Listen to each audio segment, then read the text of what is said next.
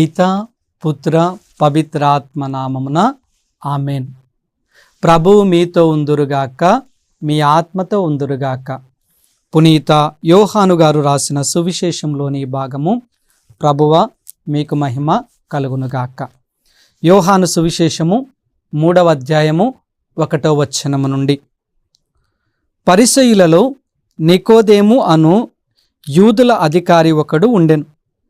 అతడు ఒక రాత్రి యేసు వద్దకు వచ్చి, బోధకుడా, నీవు దేవుని వద్ద నుండి వచ్చిన బోధకుడవని మేము ఎరుగుదము. ఏలైనా దేవుని తోడు లేని ఎడల నీవు చేయుచున్న అద్భుత సూచక క్రియలను ఎవడనూ చేయలేడు అని పలికెను. క్రీస్తు ప్రభుని సువిశేషము. క్రీస్తువా మీకు స్తుతి కలుగునుగాక. దేవుని యందు విశ్వాసముంచి జీవిస్తున్నటువంటి దివ్యవాణి విశ్వాసులారా, అందరూ బాగున్నారా? బాగున్న వారందరము కూడా చేతులను పైకి లేపి దేవునికి స్తోత్రం తెలియజేస్తాం. Praise the lord, praise the lord, hallelujah, hallelujah. ప్రియ స్నేహితులారా, పోయిన వారము మనము యోహాను సువిశేషము 2వ అధ్యాయంలోని గొప్ప మర్మాలను తెలుసుకొని ఉన్నాం. కానా అను పల్లెలో ఒక పెళ్లి జరిగినది. ఆ పెళ్లికి లేదా వివాహమునకు మరియ తల్లి, యేసు యొక్క శిష్యులు ఆహ్వానించబడ్డారు అని, ఆహ్వానించబడినప్పుడు ఆ కుటుంబము ఏ విధముగా వెలుగులోనికి వచ్చినదో నేర్చుకొని ఉన్నాం. అంటే కుటుంబ ప్రార్థన యొక్క విలువను మనం గమనించాం. కుటుంబంలోని వారందరము కూడా మరియ తల్లిని, యేసు ప్రభువుని కుటుంబ ప్రార్థన ద్వారా ఆహ్వానించాలి అని నేర్చుకొని ఉన్నాం.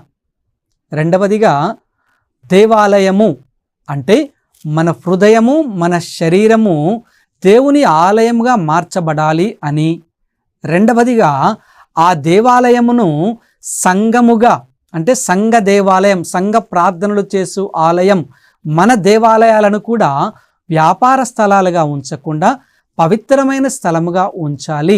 అప్పుడే దేవుని యొక్క గొప్పతనం, దేవుని యొక్క వెలుగు, దేవుని యొక్క శక్తి అక్కడ ఉంటుంది అని నేర్చుకొని ఉన్నాం. ఈ రోజున ఈ యొక్క యోహాను సువిశేషము 3వ అధ్యాయము ద్వారా యోహాను గారు ఇంకొకరిని మనకు పరిచయం చేస్తూ ఉన్నారు. అతని పేరే నికోదేము. యేసు ప్రభువు నికోదేమును వీరి యొక్క సంభాషణను యోహాను గారు చాలా స్పష్టంగా తెలియపరుస్తూ ఉన్నారు. వీరిద్దరి సంభాషణలలో గొప్ప మర్మాలను ఈరోజున మనం చూద్దాం. ఈ యొక్క నికోదేము అధికారులలో ఒకడైనటువంటి అధికారి. ఈ అధికారి యేసు ప్రభువును ఎప్పుడు కలుసుకుంటున్నాడంట అంటే, వాక్యం సెలవిస్తూ ఉంది 2వ వచనము, అతడు ఒక రాత్రి యేసుని కలవటానికి వెళ్ళాడు అని వాక్యం నేర్పిస్తుంది. బైబిల్ గ్రంథం మొత్తంలో ఈ యోహాను సువిశేషంలో మాత్రము మనం నికోదేమును చూస్తాం. యోహాను సువిశేషం 1 అధ్యాయాలలో అంటే ఈ 3వ అధ్యాయంలో మనం చూసాం. తిరిగి మళ్ళీ యోహాను సువిశేషము 19వ అధ్యాయము 39వ వచనంలోనే ఈ నికోదేముని మనం చూస్తాం. జీవిత ఆరంభంలో, తర్వాత జీవితము ముగించే సమయంలో ఈ నికోదేము యొక్క గొప్పతనాన్ని మనము ఈ 3వ అధ్యాయం, యేసు ప్రభు యొక్క జీవిత ఆరంభం, నికోదేము యొక్క జీవితం ఆరంభం యేసు ప్రభువులో, ఈ సన్నివేశాన్ని మనము చూద్దాం. ఈ 3వ అధ్యాయాన్నంతటిను మనం ధ్యానించుకుంటూ పోయినట్లయితే కనుక యేసు ప్రభు చాలా గొప్ప విషయాలను తెలియపరుస్తూ ఉన్నాడు. యేసు ప్రభువు నికోదేముతో ఏమంటున్నాడు అంటే 3వ వచనంలో, మనుషుడు నూతనముగా జన్మించననే తప్ప దేవుని రాజ్యమును చూడజాలడని నీతో నిశ్చయంగా చెప్తూ ఉన్నాను. అంటే ఆయన యొక్క 2వ జన్మ, మరి ఒక్కసారి జన్మించననే తప్ప పరలోక రాజ్యాన్ని చూడడు అనే గొప్ప సత్యాన్ని నేర్పించినప్పుడు నికోదేముకు అర్థం కాలేదు. మనకు కూడా బహుశా ఈ వాక్యాన్ని మొట్టమొదటిగా చదువుతున్నప్పుడు అర్థం కాకపోయి ఉండవచ్చు. మళ్ళీ జన్మించటం ఏమిటి? పెద్దవారిమి మొదటిసారి ప్రాయం వచ్చిన తర్వాత తల్లి గర్భంలోనికి ఎలా వెళ్ళాలి, మళ్ళీ ఎలా రెండవ జన్మ ఎత్తాలి, రెండవ పుట్టుక ఎలాంటిది అని నికోదేముకు వచ్చినటువంటి ఆలోచన మనకు కూడా వచ్చి ఉండవచ్చు. యేసుప్రభు ఎప్పుడైతే మాట అన్నారో నికోదేము యొక్క ఆలోచన, ఆశ్చర్యకరమైనటువంటి ప్రశ్న వెంటనే యేసుప్రభుకి వేస్తూ ఉన్నారు. ఇది ఎలా సాధ్యం? మళ్ళీ తల్లి గర్భంలోండి వచ్చిన తరువాత తిరిగి తల్లి గర్భంలోనికి ఎలా వెళ్ళాలి అనగానే యేసుప్రభు ఒక చక్కటి మాట 5వ వచనంలో తెలియపరుస్తున్నారు. ప్రియ దేవుని బిడ్డలారా, అప్పుడు యేసు, ఒకడు నీటి వలన ఆత్మ వలన జన్మించడనే తప్ప దేవుని రాజ్యంలో ప్రవేశింపలేడని నీతో తెలియపరుస్తూ ఉన్నా. నీటి వలన మరియు ఆత్మ వలన జన్మించడం 2 విషయాలు. నీటి వలన అనగా జ్ఞానస్నానము, ఆత్మ వలన అనగా మనం భద్రమైనటువంటి అభ్యంగనం. అందుకే ప్రియ దేవుని బిడ్డలారా, యేసు ప్రభువుని బల్లెముతో పొడిచినప్పుడు, యోహాను సువిశేషంలో మాత్రమే దీన్ని చదువుకుంటూ ఉంటాం. యేసు ప్రభు సిలువెక్కిన తర్వాత బల్లెపు పోటు సైనికుడు పొడిచినప్పుడు ఆయన ప్రక్క నుండి నీరు రక్తము స్రవించి ఉన్నవి అని వాక్యం నేర్పిస్తుంది. నీరు జ్ఞానస్నానానికి సూచనగా ఉన్నది, ఆయన రక్తము రక్షణకు సూచనగా ఉన్నది. ఇక్కడ కూడా ఆత్మ రక్షింపబడాలి అంటే నీటి ద్వారా మనము జ్ఞానస్నానము పొందాలి. ఎప్పుడైతే నీటి ద్వారా జ్ఞానస్నానము పొందుతామో తిరుసభ బిడ్డలం అవుతూ ఉన్నాం. తిరుసభ బిడ్డలమైనటువంటి మనము ఆత్మ ఫలాలను పొందుకోవాలి అంటే ఆత్మను శుద్ధి చేసుకోవాలి. ఎలా ఆత్మను శుద్ధి చేసుకోవాలి? దివ్య సంస్కారంలో ఒకటైనటువంటి దివ్య సంస్కారం భద్రమైన అభ్యంగనం. ఈ భద్రమైనటువంటి అభ్యంగనము ద్వారా నేను ఆత్మను పొందుకొని ఆత్మలో బలపడి జ్ఞానస్నాన ప్రమాణాలను జ్ఞాపకపరుచుకుంటూ మనం ఏం చేస్తున్నాం? ఒక నూతన జన్మలోనికి వస్తూ ఉన్నాం, ఒక నూతన జీవితంలోనికి మనం వస్తూ ఉన్నాం. నికోదేము యేసు ప్రభువుని ఎక్కడ కలుస్తున్నాడు? రాత్రిపూట చీకటి పడిన తర్వాత కలుస్తున్నాడు. చీకటి పడినప్పుడు నికోదేము యేసు ప్రభువుని కనుగొని వెలుగులోనికి రావటానికి ప్రయత్నం చేస్తూ ఉన్నాడు. మరి నేను కూడా చీకటిలో ప్రయాణం చేస్తూ ఉండగా వెలుగును మనము కనుగొనాలి.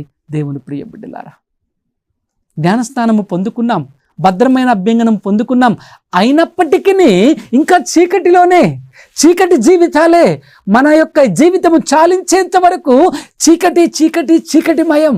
ఇంకా ఎప్పుడు అపరిశుద్ధమైనటువంటి వెలుగు, ఆ పవిత్ర మూర్తిని చూడటానికి నీ హృదయాన్ని మార్చుకోవటానికి ప్రయత్నం చేస్తావు. ఒకసారి ఆత్మ ఈ శరీరమును వీడిపోయిన తర్వాత చీకటిలో ఉన్నట్లయితే గనక ఆత్మ దేవుని సన్నిధిలోనికి చేరలేదు. కాబట్టి ప్రభు అంటూ ఉన్నారు, దేవుని ప్రియ బిడ్డలారా, నీ శరీరము ఉన్నప్పుడే ఆత్మను సవరించుకో. నీవు చీకటిలో బ్రతుకుతూ ఉండగా ఆత్మలో నీవు బలపడి వెలుగును నీవు ఆశ్రయించు. నికోదేము చీకటిలో వెలుగును ఆశ్రయిస్తూ ఉన్నాడు. నికోదేము చీకటిలో వెలుగుని ఆశ్రయించినప్పుడు ఆయన జీవితంలో అనేకమైనటువంటి ప్రశ్నలు వస్తూ ఉన్నాయి. ఆ ప్రశ్నలన్నిటికీ కూడా యేసున స్వామి సమాధానం ఇస్తూ వస్తూ ఉన్నాడు. దేవుని ప్రియ ఉన్నతమైన బిడ్డలారా, నేను ఈ రోజున ఆత్మ పరిశీలన చేసుకుందాం. ఇంకా ఎన్నాళ్ళు అని ఈ లోకముతో ప్రయాణం చేస్తూ ఉంటాం. ఈ లోక ఆనందాలు, ఈ లోక సుఖాలు, ఈ లోక సంతోషాలు ఏది కూడా మనకు శాశ్వతమైనటువంటి ఆనందాన్ని ఇవ్వవు. ఏమైనా క్షణికమైన ఆనందం, క్షణికమైన సంతోషం, క్షణికమైన ఆహ్లాదం కోసమే తాపత్రయపడుతున్నామే. కానీ ఆత్మలో మనము బలపడి శరీరమును ఆత్మను దేవునికి సమర్పించి వెలుగులోనికి వచ్చి శాశ్వతముగా సంతోషించటానికి, శాశ్వతముగా ఆనందించటానికి, శాశ్వతముగా దేవునితో సహవాసము చేయటానికి ప్రయత్నం చేస్తూ ఉన్నామా? ఆలోచన చేద్దాం దేవుని ప్రియ బిడ్డలారా.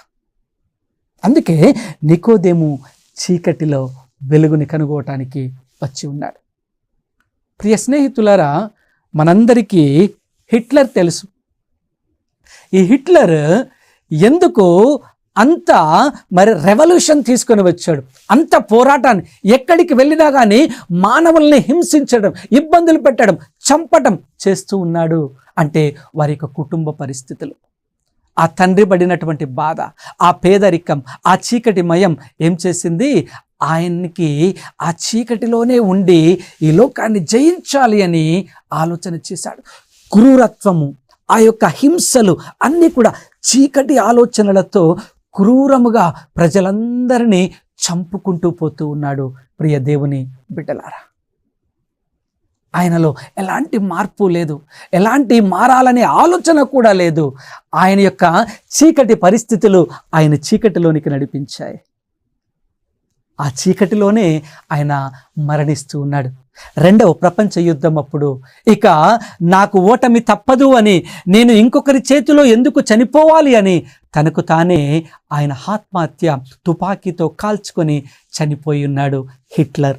దేవుని ప్రియ బిడ్డలారా, మరి నేను కూడా ఆలోచన లేకుండా మనము ఆ యొక్క చీకటిలోనే ప్రయాణం చేస్తూ ఇదే నాకు ఆనందాన్ని ఇస్తుంది, ఇదే నాకు సంతోషాన్ని ఇస్తుంది అని మారు హృదయం లేకుండా ఉన్నట్లయితే, హిట్లర్ మాదిరిగానే మన జీవితాన్ని ఈ లోకంలో చాలించినట్లయితే దేవుడు సంతోషపడడు. ప్రియ బిడ్డలారా, నికోదేము ఆ సత్యాన్ని కనుగొన్నాడు. వెలుగు దగ్గరికి వచ్చినట్లయితే ప్రజలు ఎక్కడ నన్ను మరి చంపుతారేమోనని చీకటిగా సహవాసము చేసినటువంటి వ్యక్తి నికోదేము. ఆయన మనస్సును, జీవితమును మార్చుకున్నటువంటి వ్యక్తి నికోదేము. ఆయన ఆ వెలుగును పొందుకున్న తరువాత ఆ వెలుగులో ప్రయాణం చేయాలనుకున్నటువంటి వాడు నికోదేము. ఈ రోజున నికోదేములాగా నీవు ఉంటూ ఉన్నావా? ఆత్మ పరిశీలన చేసుకుందాం ప్రియ దేవుని బిడ్డలారా. మనము ఇక్కడ 11వ వచనాన్ని చూసినట్లయితే, యోహాను సువిశేషము 3వ అధ్యాయము 11వ వచనాన్ని మనం చదివినట్లయితే, మేము ఎరిగిన దానిని చెప్పుచున్నాము, చూచిన దానికి సాక్ష్యం ఇచ్చుచున్నాము అంటూ ఉన్నారు. క్రీస్తు ప్రభు పరలోకంలోని గొప్ప సత్యాలను ఆయన తెలియపరుస్తూ ఉన్నారు. మరి ఆ సత్యాన్ని గ్రహించటానికి నీ హృదయాన్ని విప్పగలుగుతూ ఉన్నావా? విప్పలేకపోతూ ఉన్నాడు. యేసుప్రభుని తెలుసుకోవాలని ఆశ, అందుకే చీకటిలో వెలుగు దగ్గరికి వచ్చాడని చెప్పి ఉన్నాను. కానీ యేసుప్రభు అన్ని విషయాలను క్షుణ్ణంగా తెలియపరుస్తున్నప్పుడు కొన్నిటిని జీర్ణించుకోలేకపోతున్నాడు నికోదేము. నీవు ఈ లోకంలో చూసే సత్యాలనే నీవు కొన్నిటిని నమ్మటం లేదు, ఇక నేను పరలోక సత్యాలను తెలియపరిచినట్లయితే ఎలా నమ్మగలుగుతావు అని ఆయన మాట్లాడుతూ ఉన్నాడు. దేవుని ప్రియ బిడ్డలారా, మన జీవితాలలో కూడా దేవాతి దేవుడు కొంతమంది జీవితాలలో గొప్ప గొప్ప అద్భుతాలు చేస్తూ ఉంటారు. వారి యొక్క సాక్ష్యాన్ని తెలియపరుస్తున్నప్పుడు ఇది ఎలా సాధ్యం అంటూ మనం ప్రశ్నలు వేసుకుంటూ ఆ యొక్క సాక్ష్యంగా నిలబడుతున్నటువంటి వ్యక్తిని అనేకమైనటువంటి ప్రశ్నలు వేస్తూ ఉంటాం. లేదా ప్రశ్న వేసే సాహసం చేయకపోయినట్లయితే మనమే తోటి వారితో ఇది నిజమేనా అంటూ మనం మరి ఆలోచనలు చేస్తూ ఉంటాం. అలాంటిది పరలోకంలోని సత్యాలను దేవాతి దేవుడు తెలియపరుస్తున్నప్పుడు ఎలా నమ్మటానికి ఈ యొక్క మనస్సు అంగీకరిస్తుందో నికోదేమును అడుగుతూ ఉన్నాడు. దేవుని ప్రియ బిడ్డలారా, ఈరోజున ఆలోచన చేద్దాం. నికోదేము మాదిరిగా ఇంకా మనం ఎందుకు సత్యంలోనికి రాలేకపోతున్నాం? సత్యంలోని మహిమలను తెలుసుకోలేకపోతున్నాం? ఆత్మ పరిశీలన చేసుకోవాలి ప్రియ దేవుని బిడ్డలారా. యోహాను సువిశేషం 3వ అధ్యాయం 17వ వచనాన్ని మనం చూసినట్లయితే, దేవుడు తన కుమారుణ్ణి ఈ లోకమునకు రక్షించుటకే పంపించాడు అని వాక్యం తెలియపరుస్తుంది. రక్షించటకు అంటే వెలుగుని ప్రకాశింపచేయటానికే దేవాతి దేవుడు ఈ లోకానికి తన ఏకైక కుమారుణ్ణి పంపించి ఉన్నారు. 19వ వచనాన్ని మనం చూసినట్లయితే, ఆ తీర్పు ఏమన్నా లోకమున వెలుగు అవతరించినది, కానీ మనుషులు దుష్క్రియలు చేయొచ్చు వెలుగు కంటే చీకటిని ఎక్కువగా ప్రేమించుచున్నారు. దుష్క్రియలు చేయొచ్చు వెలుగు కంటే చీకటిని ఎక్కువగా ప్రేమించుచున్నారు. ఆది కాండము నుండి మనము చూసుకుంటూ పోయినట్లయితే ప్రజలందరూ కూడా చీకటిని ఎక్కువగా ప్రేమిస్తున్నారు ఈ రోజు వరకు.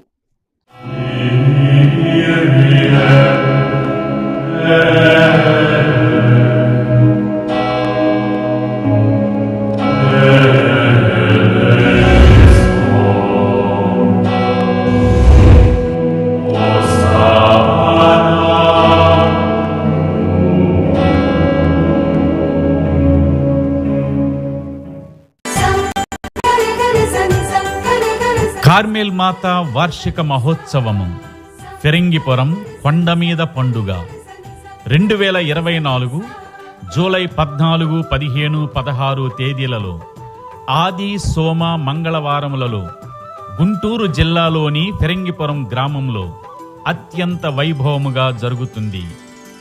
జూలై 15వ తేదీ సోమవారం సాయంత్రం 5 గంటలకు బాలయేసు కేథడ్రల్ దేవాలయం నుండి కార్మెల్ మాత కొండ మెట్ల వరకు దివ్య సత్రసాదముతో మరియు కార్మెల్ మాత స్వరూపముతో అత్యద్భుతమైన ప్రదక్షిణ నిర్వహించబడును.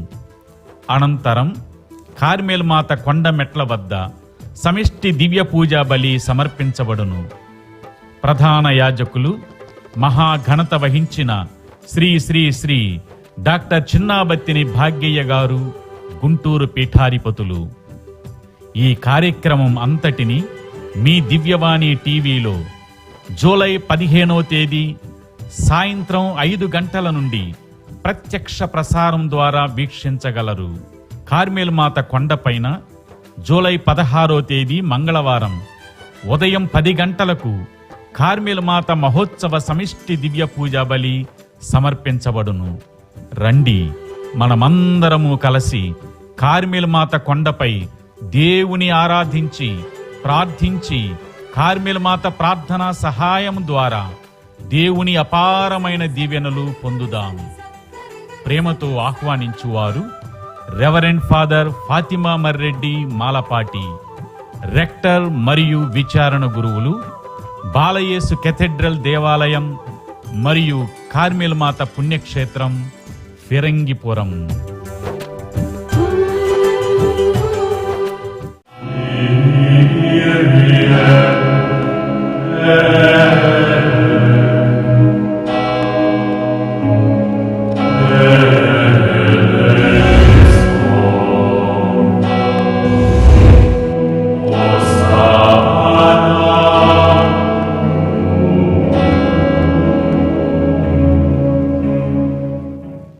ఆదికాండం 6వ అధ్యాయంలో మనం నోవా ఓడను నిర్మిస్తూ ఉండగా ప్రజలందరూ కూడా చీకటిలో క్రయ విక్రయములందును, తాగుబోతుతనము, తిరుగుబోతుతనము ఇలాంటి మరి లోకపరమైనటువంటి జీవితాన్ని జీవించి ఉన్నారు.